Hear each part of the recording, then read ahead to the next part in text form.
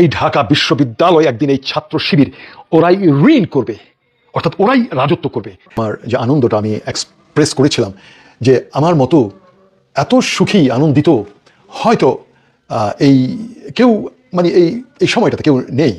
তো এর কারণ অবশ্যই আপনারা জানেন যে আমার একটা দীর্ঘ 48 বছর পুষে রাখা একটা কষ্ট, একটা বেদনা, যে ঢাকা বিশ্ববিদ্যালয়ের চত্বরে আমি যেই ন্যাক্কারজনক যে বিষয়টা দেখেছিলাম, যে শুধুমাত্র ছাত্র শিবির করার কারণে 3-4 জন সিনিয়র ছাত্র নেতাকে, আমি এটা ফেসবুক গাইডলাইনের কারণে আমি এটা উচ্চারণ করবো না, তাদেরকে কিভাবে অপমানিত করা হয়েছিল এখন থেকে 48 বছর আগে, আমার সেটা মনের মধ্যে আমি পুষে রেখেছিলাম। আমি বলেছিলাম, আল্লাহ, যদি তুমি যদি সত্য হয়ে থাকো, এই ঢাকা বিশ্ববিদ্যালয় একদিন এই ছাত্র শিবির ওরাই ঋণ করবে, অর্থাৎ ওরাই রাজত্ব করবে।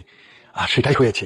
দীর্ঘ 48 বছর পর আল্লাহ তার স্বহস্তে এই ছাত্র শিবিরকে, এই ঢাকা বিশ্ববিদ্যালয়ের অঙ্গনকে সুরক্ষা করার দায়িত্ব অর্পণ, পবিত্র দায়িত্ব অর্পণ করেছে। সেই জন্যই আমি খুবই সুখী, খুবই হ্যাপি।